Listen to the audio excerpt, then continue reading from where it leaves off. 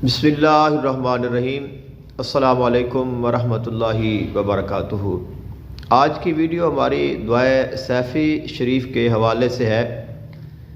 आप अहबाब जानते हैं दुआए सैफ़ी शरीफ एक बहुत बड़ी अजीम दुआ है। मौलाए कायनात सैयदना अली अल मुर्तज़ा शेर खुदा करमुल्लाह वजहुल करीम आपकी ये ख़ास दुआओं का ख़ास मजमुआ है, और ये वो दुआ है जो अल्लाह ताला ने हज़रत जिब्राईल अलैहिस्सलाम के ज़रिए हुज़ूर आक़ा दो आलम सल्लल्लाहु अलैहि वसल्लम पर नाज़िल फरमाई, और आपने तमाम सहाबा किराम अलैहिम रिदवान में से बिलखुसूस मौलाए कायनात सैयदना अली अल मुर्तज़ा शेर खुदा करमुल्लाह वजहुल करीम आपको ही ये दुआ तालीम फरमाई, और आप ही इसको पढ़ते रहे। आपने ही आगे दूसरे लोगों तक इसको पहुंचाया, और फिर ये वो दुआ है जिसके हुजूर शेख अब्दुल क़ादिर जिलानी महबूब सुबहानी गौसे जिलानी रज़ी अल्लाह ताला अन्हो बहुत बड़े आमिल थे। दुआए सैफ़ी शरीफ एक राज है, और मुझे इस चीज़ के बारे में मुकिलात ने जो इसके हैं उन्होंने बताया था। मैंने चंद एक चीज़ें इसके बारे में आपसे ज़िक्र करनी है, और वो चीज़ें ज़िक्र करनी है जो हकीकत हैं। अल्हम्दुलिल्लाह मैंने इसका वजीफ़ा किया है, मैंने कोशिश की है कि इसको पढ़ूँ। देखिए, ज़कात अदा करना तो हमारे जैसे आम लोगों के बस में है ही नहीं, तो हम तो सिर्फ़ फ़ैज़ हासिल करने के लिए पढ़ सकते हैं, और अगर पढ़ लें तो ये भी हमारे लिए बहुत बड़ी सादत है। दुआए सैफ़ी शरीफ एक ऐसी दुआ है जिसके बारे में लोगों के पास मालूमात इंतहाई कम है, और उसके बाद जिन लोगों के पास इसकी मालूमात हैं वो आगे इसकी मालूमात उन्होंने दूसरे लोगों तक पहुंचाई नहीं, उनको अपने पास महफूज रखा है, क्योंकि ये मालूमात बहुत ही ज़्यादा छुपा के रखने वाली और बहुत कीमती और बहुत ही अहम है। इसीलिए उन्होंने इन चीज़ों को ना इजहार फरमाया है ना उनका ज़िक्र फरमाया है। तो मैं जब इस दुआ सैफ़ी शरीफ को पढ़ रहा था, मुझे इसके जो ख़ास मुवक्किलीन थे उन्होंने कहा, कारी साहब ये दुआ कोई आम दुआ नहीं है जो आप पढ़ना चाह रहे हैं, इस दुआ के ऊपर आज तक कोई बंदा बात ही नहीं कर पाया। मैंने कहा यार ये कैसे हो सकता है, लोग तो हज़ारों होते हैं जो बात करते हैं। उन्होंने कहा आप देख लें, सर्च कर लें। मैंने कहा कि मैं फिर यूट्यूब पर देखूँगा। उन्होंने कहा कि आप यूट्यूब पे भी देखें, लोगों ने यूट्यूब पर भी इस पर बात नहीं की है, और उन्होंने मुझे कहा कि तुमने अब इस पे सर्च करना है और तुम्हें बहुत कम लोग मिलेंगे, और फिर उन्होंने बहुत कम बात की होगी, बहुत कम लोग, बहुत कम बात। यानी एक दुआ जिसको पढ़ते हुए 15 से 20 मिनट लग जाते हैं। ऊपर देखकर मैं अगर इसको फास्टली, मुझे अब ज़ुबानी याद है, मैं इसको अगर ऊपर देख के पढ़ूँ तो मेरे 10 मिनट लगते हैं, और अगर मैं इसको ज़ुबानी पढ़ूँ तो मेरे 15 मिनट लगते हैं।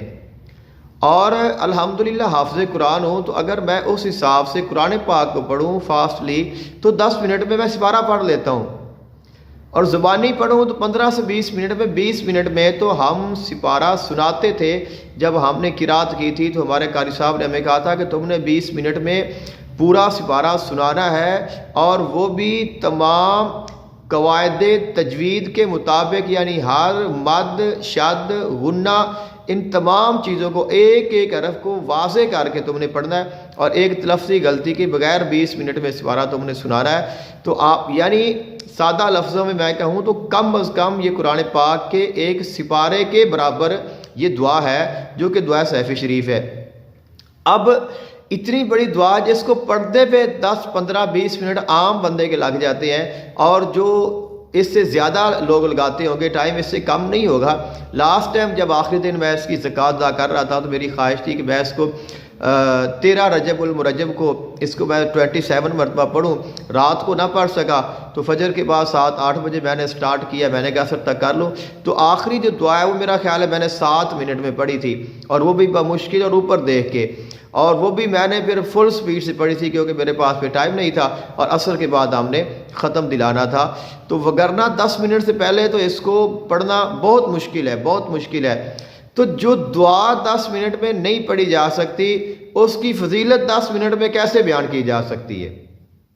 تو آپ دیکھ لیں جنہوں نے دعائے سیفی بھی بات کی ہے، 1 منٹ کی بات کی ہے، 2 منٹ کی بات کی ہے، 3 منٹ کی بات کی ہے، اور وہ بھی زیادہ تر اس کے جو ہیں وہ واقعات سنائے ہیں یا اس کی جو تاثیر انہوں نے دیکھی ہے وہی ذکر کی ہے۔ اب بہت سارے لوگوں نے تو تاثیر بھی ذکر نہیں کی ہے اور بہت ساری کتابوں میں بھی میں نے پڑھا ہے، تو لیکن دعائے سیفی شریف کی یہ نہیں کہ فضیلت نہیں ہے، یہ بڑی با کمال کی چیز ہے، لیکن ہم نے اس میں یہی چیزیں ذکر کرنی ہے، چند ایک چیزیں ڈسکس کرنی ہے، اس کے بارے میں لوگوں کے پاس معلومات نہیں ہے۔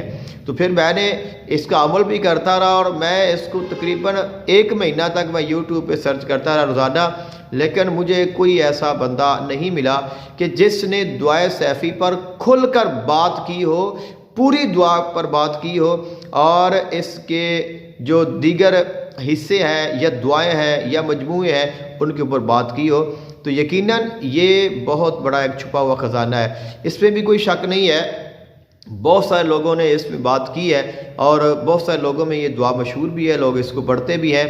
تو بہرحال ڈاکٹر عبدالواجد شاذلی صاحب انہوں نے اس کے موکلات میں بات کی ہے، انہوں نے اس کے موکلات کے نام بتائے ہیں، اس کے اوپر بات کی ہے، لیکن آگے طریقہ استعمال، اس کا فائدہ وہ انہوں نے بھی ذکر نہیں کیا۔ موکلات کے ساتھ فائدے تو آئے گئے، لیکن جس طرح ایک دیگر دعاؤں کے بارے میں باتیں کی جاتی ہیں یا معلومات موجود ہیں، ایسے دعائے سیفی کے بارے میں معلومات موجود نہیں ہیں۔ تو اس کے علاوہ بہت سارے لوگ ہیں کہ جنہوں نے صرف بس 1-2 جملے کہہ کر اپنا جو ٹائم ہے وہ پورا کیا ہے، صرف تعارف کروایا ہے یا پھر ایک ہی چیز کو بیان کر دیا ہے، وگرنہ دعائے سیفی کے بارے میں معلومات بہت کم ہے۔ میری یہ خواہش ہے کہ کوئی ایسا ہو، وہ ہم بچپن میں ایک شعر پڑھتے تھے کہ کوئی ایسا اہل دل ہو کہ افسانہ اے محبت میں اسے سنا کے روؤں وہ مجھے سنا کے روئے، کہ کوئی ایسا اہل دل ہو کہ افسانہ اے محبت میں اسے سنا کے روؤں وہ مجھے سنا کے روئے، یعنی کوئی تو ہمارا بھی ایسا ہمراز ہو، ایسا اہل دل ہو کہ جس کو ہم اپنا دل کھول کر دکھائیں، وہ ہمیں اپنا دل کھول کر دکھائے اور ہم اس سے اپنے دل کی بات کریں، وہ ہم سے اپنے دل کی بات کرے، تو وہ پھر ایک عجیب بات ہوتی ہے۔ بہرحال یہ بھی بات تو میرے دل کی تھی، لیکن میں نے کہا کہ میں اس کے اوپر بات کروں گا۔ اب یہ کہ دعائے سیفی شریف انسان کی زندگی بدل دینے والی دعا ہے، تو مجھے الحمدللہ یہ شرف ہے، انہوں نے خود ہی بتا دیا کہ اس کے اوپر لوگوں نے بات نہیں کی ہے، تو لہٰذا وہاں سے تو وہ اتنی معلومات ہی بس چند ایک جو چیزیں ہر عام ملتی ہیں وہی مل گئی، آپ کے پاس بھی ہوں گی۔ اور اس سے بڑی فضیلت کیا ہے کہ یہ اللہ نے نازل فرمائی ہے، اپنے محبوب پہ نازل کی ہے اور آپ نے پھر فقط مولا علی علیہ السلام کو عطا فرمائی ہے، تو سب سے بڑی اس کی فضیلت تو یہی ہے۔ لیکن ہم اس سے آگے جانے کی کوشش کرتے ہیں، اس کے استعمال کے طریقے، اس سے فائدہ حاصل کرنے کا طریقہ، اس سے فیض لینے کا طریقہ، جیسے کہ کتاب میں موجود ہے جہاں پہ اس کی فضیلت لکھی ہوئی ہے، فقیر نور محمد رحمۃ اللہ علیہ کلاچوی غالباً انہوں نے، آپ نے اور دیگر نے بھی جتنے بھی علماء نے لکھا ہے، وہ فرماتے ہیں جب یہ دعا آپ پڑھ رہے ہوتے ہیں تو اس کے جاری ہونے کی 2 طریقے ہیں، یہ یا تو جلالی تو یا پھر جمالی۔ اب جلالی اگر جاری ہو جائے تو کیا ہوتا ہے کہ آپ کو کوئی ہتھیار ملتا ہے، آپ کو کوئی نہ کوئی چھری، چاقو، خنجر، تلوار، ایسی چیزیں ملتی ہیں۔ اگر آپ کا یہ جمالی ہو تو آپ کو آئینہ، ایسی کوئی نہ کوئی چیزیں تحفے میں پیش کرتے ہیں۔ اب اگر ہماری جلالی جاری ہو تو اس کا کیا فائدہ کیا نقصان ہے، اگر جمالی جاری ہو تو اس کا کیا فائدہ اور کیا نقصان ہے، یہ کسی نے نہیں ذکر کیا۔ بہرحال میں جب اس کو پڑھ رہا تھا تو میرا خیال ہے کہ یہ جلالی جاری ہوئی ہے۔ پہلے دن میں ایک مرتبہ پڑھ رہے تھے، ہم کہیں پڑھنے گئے تو میں نے تھوڑا سا پڑھا تو ایسے بیٹھی ہیں تو بس ایک شخص آیا اور اس نے میرے ہاتھ میں ایک چھری پکڑا دی۔ میں نے کہا کہ لگتا تو ہے کہ نشانی تو آ گئی، ہتھیار تو آ گیا، لیکن چھری ہے، چھوٹی سی ہے۔ بہرحال ہم خاموش رہے۔ تو آخری دن بہرحال اللہ تعالیٰ کے فضل سے پھر ایک بہت بڑی تلوار آ گئی تو وہ عطا کی گئی۔ بہرحال وہ چیز آتی ہے، پکڑا کے چلے جاتے ہیں، تو باقی اللہ جانتا ہے، اللہ کا رسول جانتا ہے۔ اگر ہم کہیں کہ یہ سچ ہے، آپ کہیں نہیں جھوٹ ہے، تو اس میں ہمیں تو کوئی فرق نہیں پڑنے والا۔ بہرحال یہ ہے کہ یہ جلالی جاری ہوگی۔ اب اس کے بعد یہ معلومات نہیں ہے کہ اگر جلالی جاری ہوئی ہے تو اس کا کیا فائدہ ہے، اس کا کیا نقصان ہے، اس کو ہم استعمال کیا کریں۔ تو بہرحال اس کے ساتھ ہے کہ اگر آپ کی جمالی ہوتی ہے تو پھر آپ اس کو کیا کر سکتے ہیں، اس سے آپ کیا فائدہ لے سکتے ہیں، یہ بھی بڑی خاص معلومات ہے کیونکہ اس کے اوپر بات ہی نہیں کی گئی۔ تو اس کے ساتھ پھر یہ ہے کہ یہ دعا انسان کی ساری زندگی کے راز اس کے سامنے کھول کر رکھ دیتی ہے۔ یعنی اگر آپ چاہتے ہیں کہ آپ اپنی زندگی کا مطالعہ کرنا ہے تو آپ کو یہ دعا کروا سکتی ہے، شرط یہ ہے کہ آپ کے پاس بھی وہ کرنے کی طاقت ہو۔ پر ہم نے جو اس کو تھوڑا سا پڑھا ہے تو وہ کافی ساری چیزیں، وہ سارے پچھلے جو واقعات تھے وہ دکھا رہے تھے، لیکن میرے پاس دیکھنے کا ہی وقت نہیں تھا، میں نے جو اس کی تعداد پوری کرنی تھی۔ تو بہرحال مجھے پتہ چل گیا کہ یہ دعا جو ہے یہ انسان کی جو زندگی ہے اس کے سارے جو معاملات ہیں، جو اس کے لمحات ہیں، یعنی انسان اگر چاہتا ہے نا کہ میں خود کو پہچانوں، میں خود کو جانوں اور اپنی زندگی، اپنی لائف، اپنا بچپن، اپنے سارے معاملات، جو چیزیں آپ چاہتے ہیں کہ یہ تو میری مس ہو گئی ہیں، یہ تو میں ان کو نہیں محسوس کر سکا، تو آپ اس کو پڑھ کے وہ محسوس کر سکتے ہیں۔ اس کے ساتھ یہ ہے، اس کے بڑے کمال ہیں۔ بہرحال وہ چیزیں تو وہ دوست جو ہمارے ہیں وہ تو بیان کر رہے تھے، کل ہی ان سے میری ملاقات ہوئی، تو وہ اس کے جو ہے وہ برکات بیان کر رہے تھے کہ سنیں، پھر آپ کو کسی اور نے نہیں بتایا تو پھر ہم ہی آپ کو بتا دیتے ہیں کہ یہ دعا کیا چیز ہے۔ بہرحال میری یہ کہہ لیں کہ بدقسمتی ہے کہ میرے پاس ٹائم نہیں تھا تو میں ان کی بات کو پورا سن نہیں پایا، وگرنہ خواہش تو یہ تھی کہ وہ بیان کرتے جائیں اور ہم سنتے جائیں۔ وہ بیٹھے بیان کرتے، ماشاءاللہ ان کے پاس بڑی معلومات ہوتی ہیں، وہ اگر کسی پہ مہربان ہو جاتے ہیں تو پھر اس کو بہت کچھ بتا جاتے ہیں۔ تو بہرحال یہ اللہ کے حکم سے ہوتا ہے، انسان کی تو اتنی پاور، اتنی اوقات نہیں ہے۔ تو لیکن اتنا مجھے یاد ہے، انہوں نے کہا اگر کوئی بندہ یہ چاہتا ہے کہ میں اپنی زندگی بدلوں، زندگی بدل لوں، اپنی زندگی بنا لوں، کچھ بن جاؤں، دنیا میں کچھ بھی کرنا ہے تو پھر وہ دعائے سیفی کو پڑھے، کیونکہ دعائے سیفی ایک تلوار ہے، سیف ہے۔ اس کے ساتھ انسان، جو میری معلومات یا میرا ایک سوچ ہے، نظریہ ہے، وہ یہ ہے کہ اس عمل کے بعد آپ کو کچھ کرنے کی ضرورت نہیں ہے، آپ اس کو پڑھیں، آپ سیف بن جائیں گے۔ دیگر جو اعمال اور دعائیں ہیں ان کے طریقہ استعمال ہے کہ آپ اس کو ایسے پڑھیں، آپ اس کو ایسے پڑھیں، آپ اس کو ایسے پڑھیں، ایسے پڑھیں گے تو یہ ہوگا، ایسے پڑھیں گے تو یہ ہوگا، ایسے پڑھیں گے تو یہ ہوگا۔ بہرحال میرا یہ نظریہ اور میری یہ سوچ ہے، میرا اندازہ ہے، اس میں آپ کو کچھ کرنے کی ضرورت نہیں ہے، آپ سیف بن جائیں گے اگر آپ نے اس کو پڑھ لیا ہے اور اللہ آپ پہ مہربان ہو گیا ہے، اللہ تعالیٰ کے محبوب نے آپ پر کرم کر دیا ہے، مولا علی علیہ السلام کی بارگاہ میں مقبول ہو گیا ہے، اور اس کے جو خاص جو آوان موکلات ہیں وہ آپ سے خوش ہے، تو پھر آپ کو کچھ کرنے کی ضرورت نہیں ہے، آپ کو اس کو صرف پڑھنے کی ضرورت ہے۔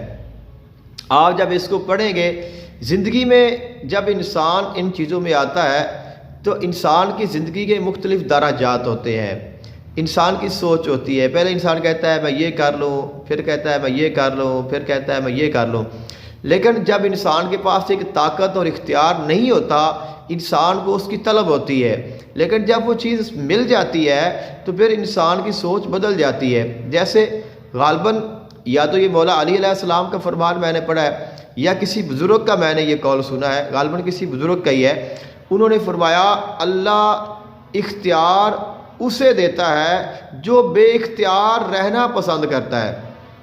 ہم تو چاہتے ہیں نا کہ میرے پاس طاقت آ گئی تو میں یہ کر دوں گا، میرے پاس تو یہ عمل میں نے کر لیا تو میں یہ کر دوں گا، میرے پاس موکلات آ گئے تو میں یہ کر دوں گا، جنات آ گئے تو یہ کر دوں گا، میں اتنا پیسہ اکٹھا کر لوں گا، اتنی جائیداد اکٹھی کر لوں گا، اتنا سونا چاندی لے لوں گا، میں فلاں کو مار دوں گا، فلاں کو تباہ و برباد کر دوں گا، فلاں کی یہ کر دوں گا، وہ کر دوں گا۔ لیکن اللہ اختیار ان کو دیتا ہے جو بے اختیار رہنا پسند کرتے ہیں۔ یہ جو دعائیں ہیں یہ وہ دعائیں شیطانی دعائیں نہیں ہیں۔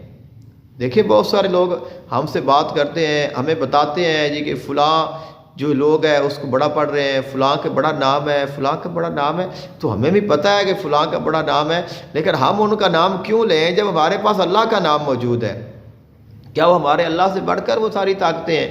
تو نہیں ہیں، لیکن ہم ہی ان کو طاقت دے رہے ہیں، ہم ہی شیاطین کو طاقت دے رہے ہیں، ہم ہی شیطانی قوتوں کو زندہ کر رہے ہیں، ہمارے مسلمان سب سے زیادہ، ہندوؤں سے زیادہ تو ہم جو ہے کالی ماتا کے منتر پڑھ رہے ہیں، ان کے جاپ کر رہے ہیں، ان کو ہم دے رہے ہیں، سارا کچھ کر رہے ہیں، ہدیے بھی دے رہے ہیں، نیازیں بھی دے رہے ہیں، ان کی بلیاں بھی چڑھا رہے ہیں، ان کے منتر بھی پڑھ رہے ہیں، پھر ہم مسلمان بھی ہیں۔ تو وہ علامہ اقبال رحمۃ اللہ علیہ کا کیا شعر ہے، آپ فرماتے ہیں کہ یوں تو سید بھی ہو،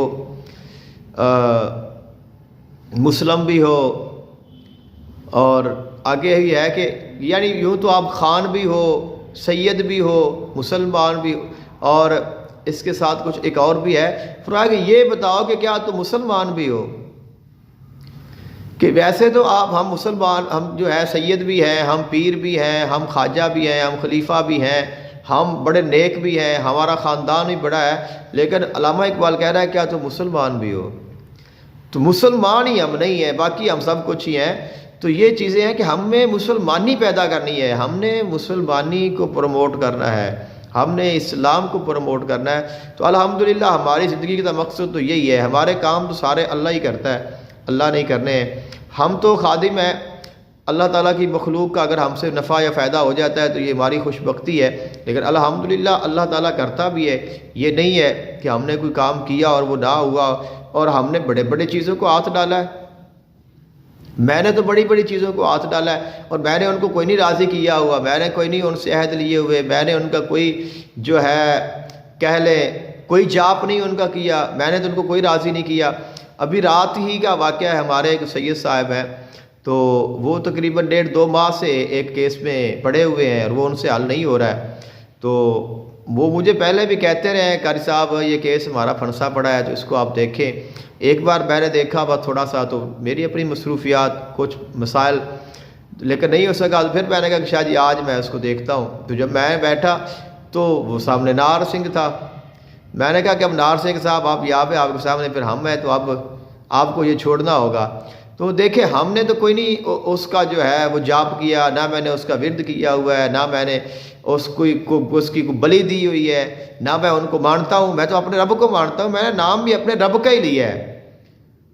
تو ہٹ جاتے ہیں انشاءاللہ، ہٹ جائیں گے، کیوں نہیں ہٹیں گے؟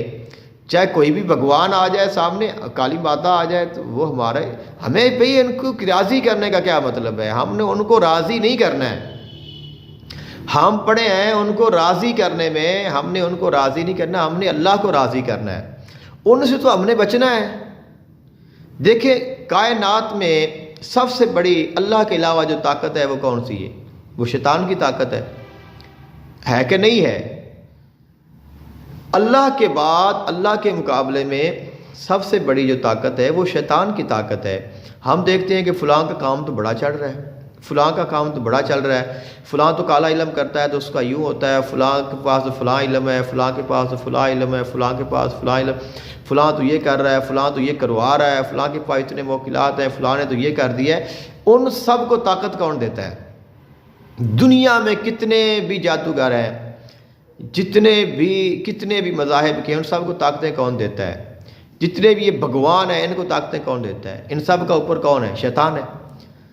تو شیطان سب سے طاقتور ہے نا اللہ کے بعد۔ تو آپ مجھے بتائیں پھر ہم شیطان سے صلح کر رہے ہیں، شیطان کو پھر راضی کر لیں، پھر اس شیطان سے ہی دوستی کر لیں، تو پھر ہمیں کسی اور کی ضرورت ہی نہیں ہے، کیونکہ سارے کام تو خراب شیطان ہی کرتا ہے، اور یہ سارے شیطان کو ہی پوجا کرتے ہیں، شیطان کو ہی مانتے ہیں۔ تو اب اگر ہم کہیں کہ نہیں آپ شیطان، یار نہیں شیطان تو بڑا ظالم ہے، شیطان تو بڑا برا ہے، شیطان تو بہت گندا ہے، تو پھر ہم جو شیطان کے لوگوں کی جو ہم کر رہے ہیں وہ ہم چنگا کر رہے ہیں۔ بات فرق یہ ہے کہ ہمارا رستہ کون سا ہے، ہم نے جانا کدھر ہے۔ باقی یہ ساری چیزیں جب آپ اللہ کی طرف ہو جائیں گے تو ہر چیز آپ کی طرف ہو جائے گی۔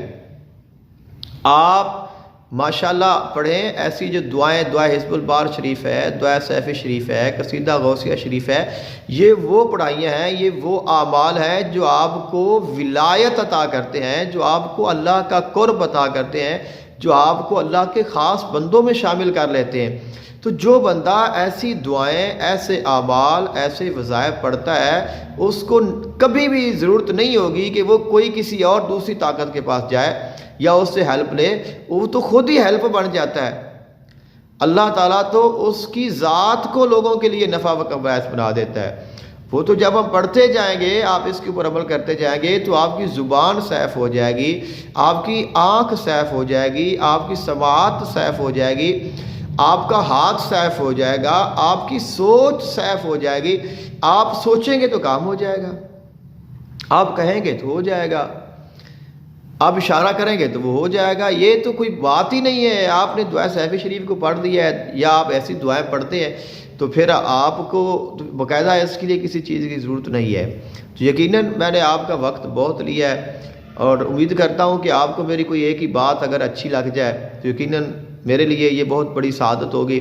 لیکن میرا تو پیغام یہی ہے، اللہ کو مانیں، اللہ کے رسول کو مانیں، اہل بیت سے محبت کریں، صحابہ کرام کا ادب کریں، اولیاء اللہ کا احترام کریں، ان سے فیض حاصل کریں، آپ کامیاب ہوں گے۔